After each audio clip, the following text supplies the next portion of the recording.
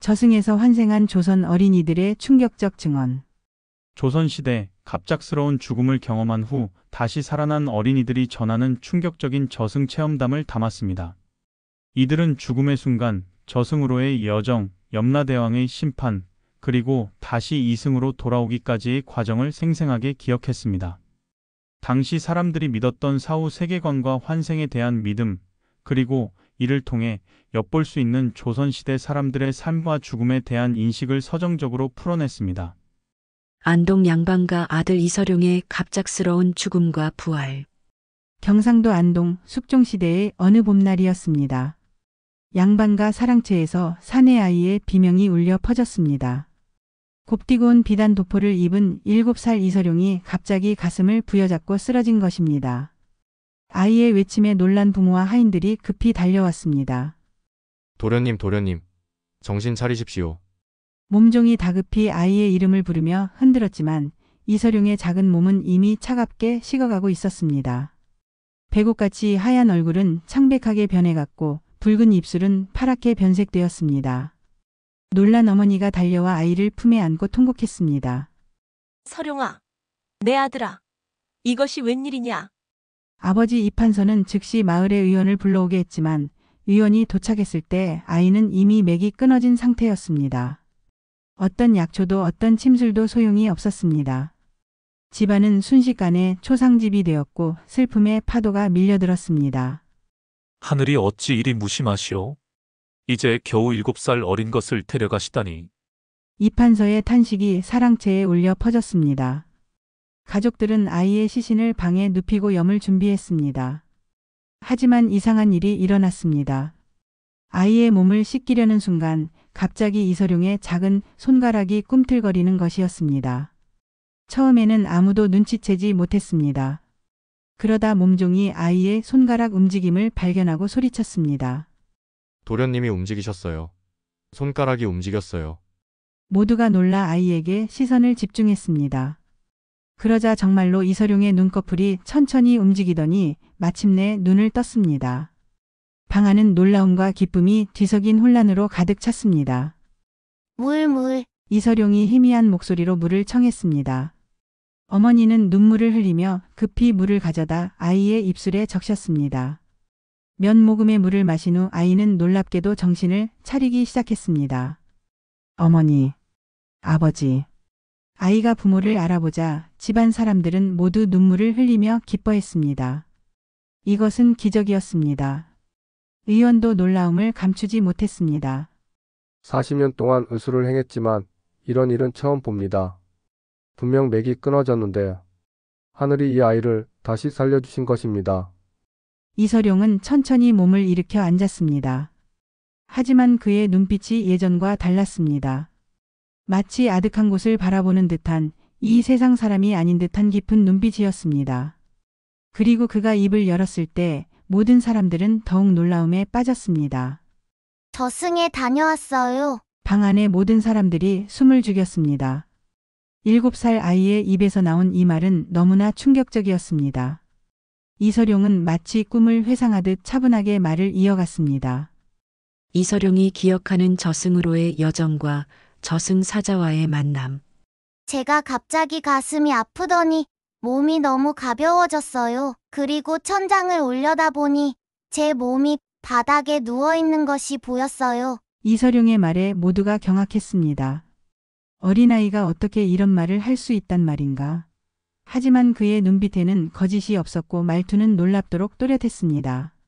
그때 검은 옷을 입은 2명의, 그러니까 저승사자라고 해야 할까요? 그분들이 나타났어요. 얼굴은 사람 같았지만 피부가 파랗고 눈은 크고 무서웠어요. 그분들이 저에게 이서룡, 너는 이제 우리와 함께 가야 한다고 말했어요. 아이의 말에 어머니는 놀라서 입을 가렸고 몸종들은 두려움에 떨었습니다. 하지만 이판서는 차분하게 아들의 이야기를 경청했습니다. 저는 무서웠지만 어쩐지 그분들을 따라가야 한다는 생각이 들었어요. 그래서 따라갔죠. 처음에는 우리 집 마당을 지나 마을 어귀로 나갔어요. 그런데 마을 밖의 풍경이 달랐어요. 안개가 자욱했고 길이 점점 낯설어졌어요. 이서룡은 마치 그곳에 다시 있는 것처럼 생생하게 묘사했습니다. 저승사자들이 저를 데리고 큰 강가에 도착했어요. 그 강물은 거먹고 이상한 소리가 들렸어요. 강 건너편에는 커다란 문이 보였는데 사자 중 한 명이 저기가 염라대왕이 계신 곳이다라고 말했어요. 방 안의 공기가 차갑게 느껴졌습니다. 아무도 감히 말을 꺼낼 수 없었습니다. 이서룡은 계속해서 이야기를 이어갔습니다. 그런데 갑자기 다른 사자가 나타났어요. 하얀 옷을 입은 분이었는데 저승사자들에게 이 아이는 아직 때가 아니다.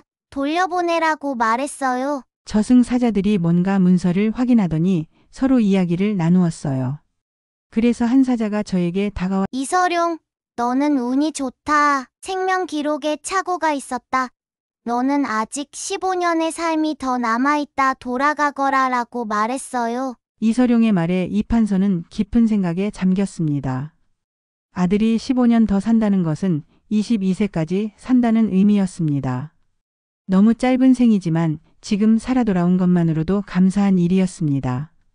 저승사자가 저를 다시 데리고 왔어요. 오는 길에 여러 영혼들을 만났는데 그 중에는 작년에 돌아가신 할아버지도 계셨어요. 할아버지가 저에게 서룡아, 내가 왜 여기 있느냐? 아직 너희 때가 아니다라고 하셨어요. 그리고 할아버지가 제게 전할 말이 있다고 하셨어요. 모두가 숨을 죽이고 이서룡의 다음 말을 기다렸습니다.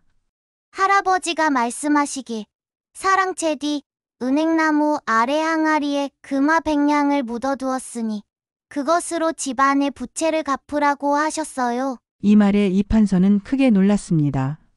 아버지가 돌아가신 후 갑자기 나타난 채권자들 때문에 집안이 어려워진 것은 사실이었지만 그 사실을 아이에게 말한 적은 없었기 때문입니다. 그리고 저승에서 돌아오는 길에 제가 본 것들이 있어요.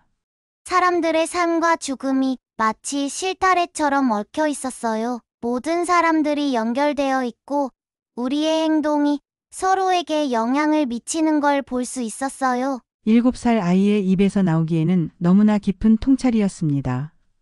이판서는 아들의 어깨에 손을 얹었습니다. 서령아, 정말 놀랍구나. 내가 돌아와서 정말 다행이다.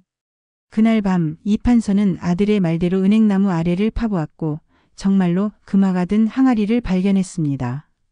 이서룡의 이야기는 마을에 소문이 퍼졌고 많은 사람들이 저승에 다녀온 아이의 이야기를 듣기 위해 찾아왔습니다. 이서룡의 눈빛은 여전히 이 세상 사람의 것이 아닌 듯 깊고 먼 곳을 바라보고 있었습니다. 남원 천민 집안의 딸 금이의 병사와 환생. 전라도 남원 안동의 이서룡이 죽었다 살아난 사건이 있은 지 몇 달 후의 일입니다. 작은 초가 한 채에서 구슬픈 곡소리가 흘러나왔습니다.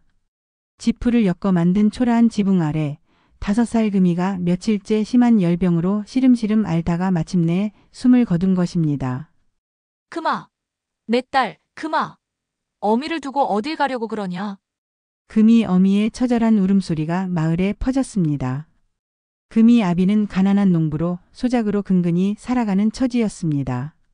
아무리 약을 써도 어린 딸의 병을 고칠 수 없었고 마침내 이런 비극을 맞게 된 것입니다. 여보, 그만 울고 아이를 어서 준비해야 합니다. 이 날씨에. 금이 아비의 목소리는 슬픔에 젖어 있었습니다. 한여름의 더위 속에서 시신을 오래 둘 수 없었기 때문입니다. 그들에게는 화려한 장례를 치를 형편도 되지 않았고 그저 마을 뒷산에 간소하게 묻어줄 수밖에 없었습니다.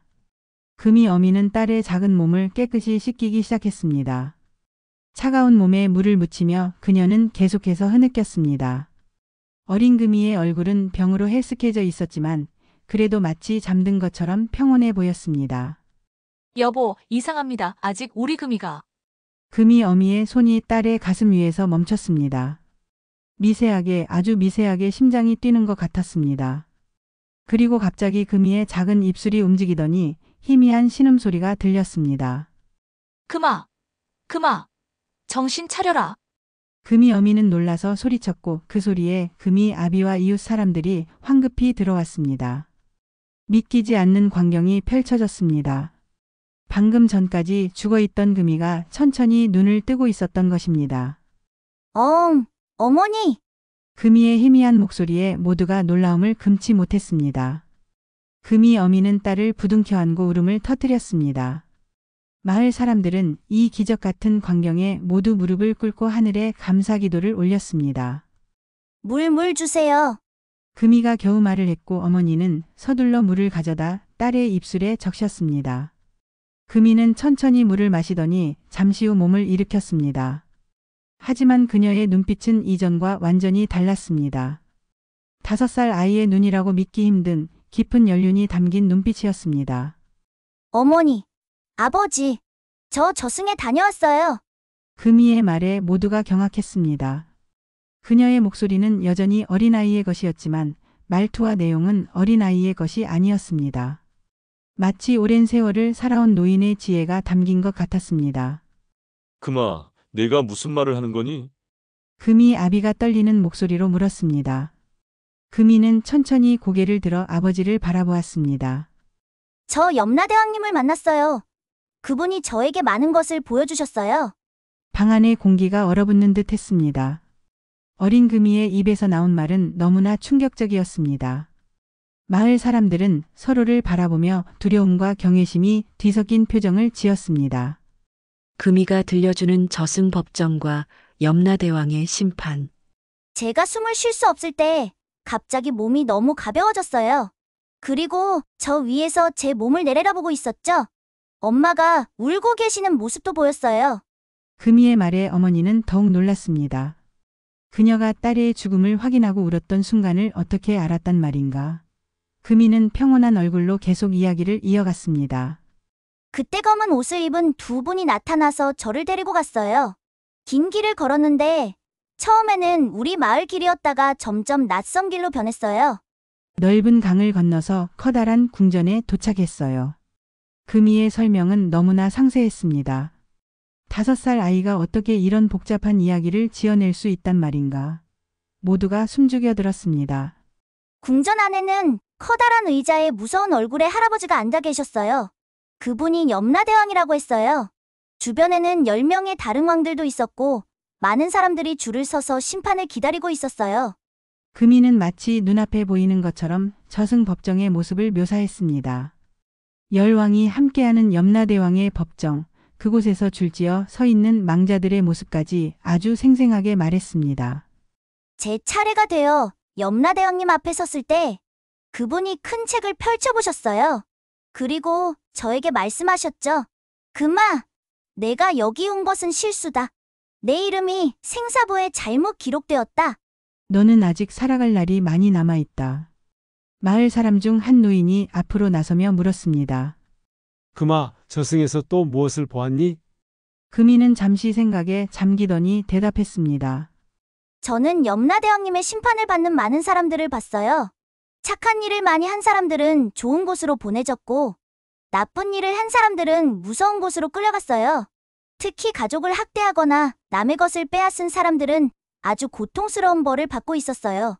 금이의 말에 마을 사람들 사이에서 웅성거림이 일었습니다. 최근 마을에서 횡포를 부렸던 부자가 생각났기 때문입니다. 염라대왕님이 제게 보여주신 것이 있어요. 큰 거울이었는데 그 거울 속에는 사람들의 전생과 내생이 모두 보였어요. 모든 사람들이 자신의 행동에 따라 다음 생을 살게 된대요. 금이는 갑자기 마을 노인들을 하나하나 바라보더니 놀라운 말을 이어갔습니다. 김 할아버지는 전생의 의원이었대요. 많은 사람들을 구했기 때문에 이번 생에는 편안한 노후를 보내게 될 거래요. 그리고 이 할머니는 전생에 다른 사람의 재물을 탐내서 이번 생에 가난하게 태어났지만 지금 착하게 살고 있어서 다음 생에는 부유하게 살게 될 거래요. 놀란 마을 사람들이 서로를 바라보았습니다. 금이가 어떻게 이런 것들을 알 수 있단 말인가. 그녀의 말은 계속되었습니다. 제가 돌아오기 전에 염라대왕님이 저에게 말씀하셨어요. 금아, 내가 세상에 돌아가면 사람들에게 전해라. 선행을 베풀고 악행을 멀리하라고. 모든 행동에는 반드시 결과가 따른다고. 금이의 목소리는 점점 강해졌고 그녀의 얼굴에는 이상한 빛이 돌았습니다. 5살 아이의 입을 통해 전해지는 저승의 메시지는 모든 사람들의 가슴에 깊은 울림을 주었습니다. 그리고 제가 돌아오는 길에 봤어요.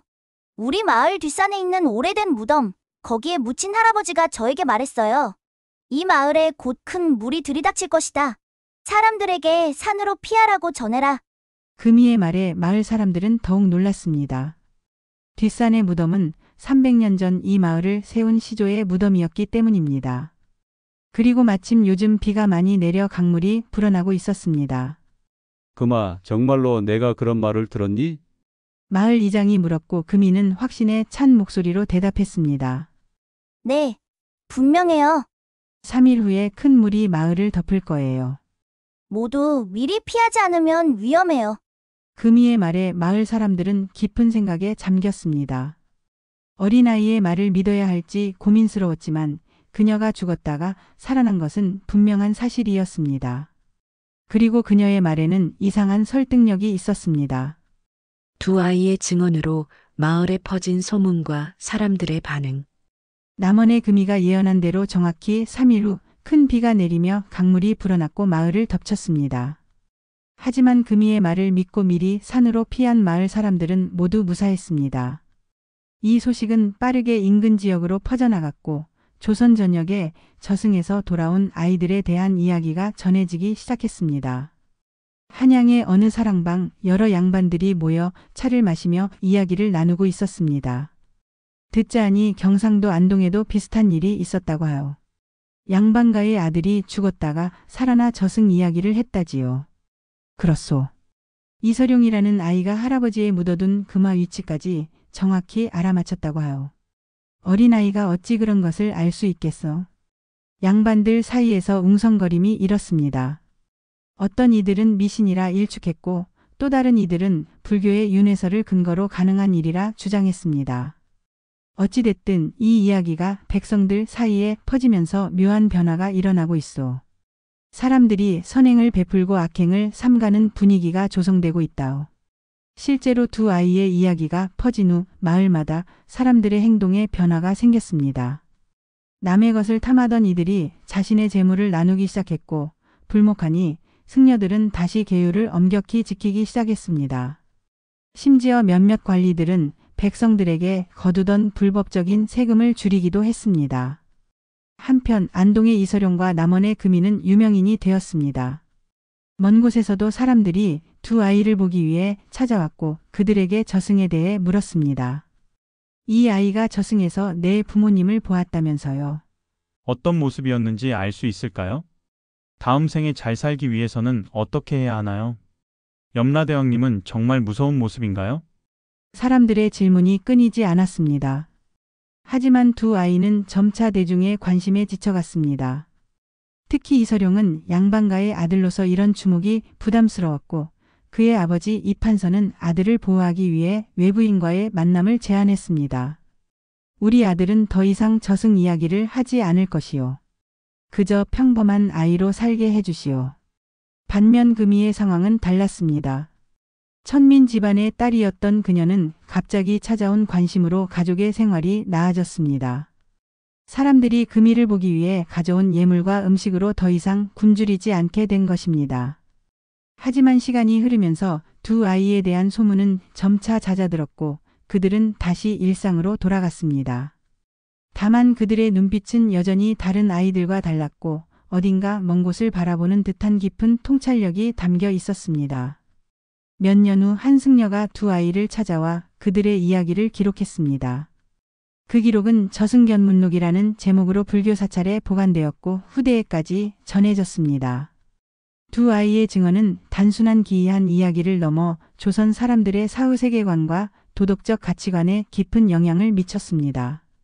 조선시대 사람들이 믿었던 환생과 저승세계의 의미.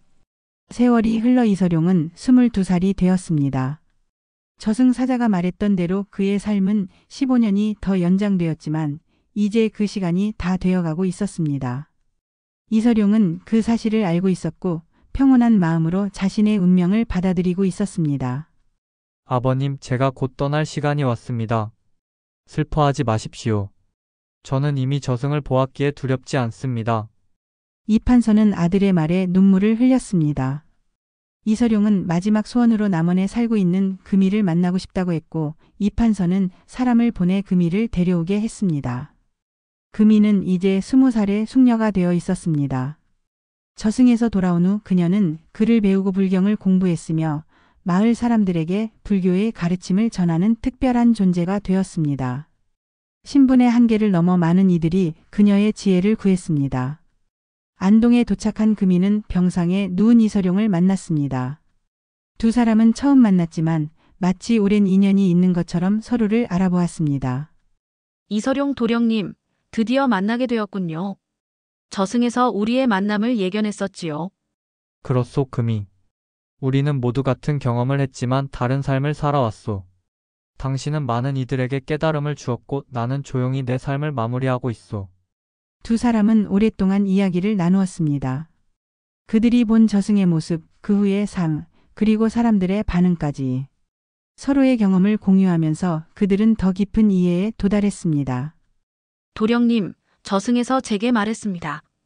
우리가 이승에서 하는 모든 행동이 내세를 결정한다고요. 도령님은 어떻게 생각하세요? 이서룡은 천천히 고개를 끄덕였습니다. 그것이 바로 우리가 이 세상에 돌아온 이유라고 생각하오.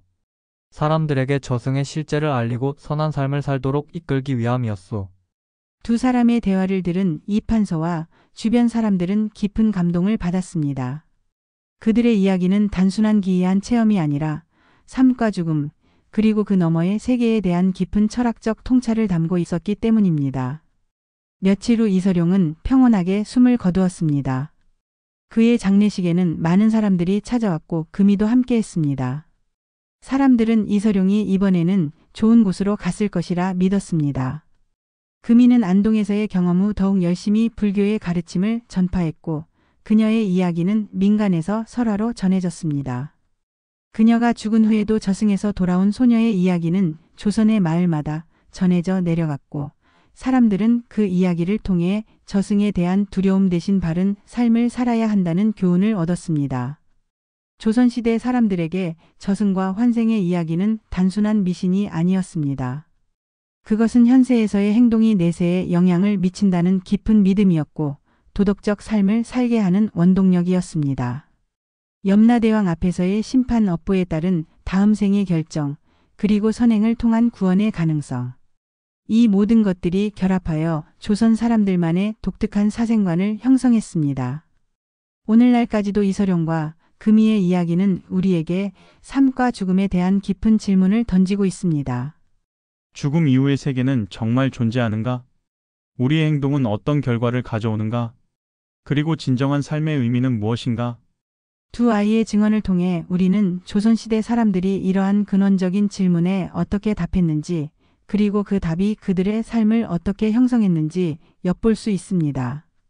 여러분, 오늘 들려드린 저승에서 환생한 조선 어린이들의 충격적 증언은 어떠셨나요?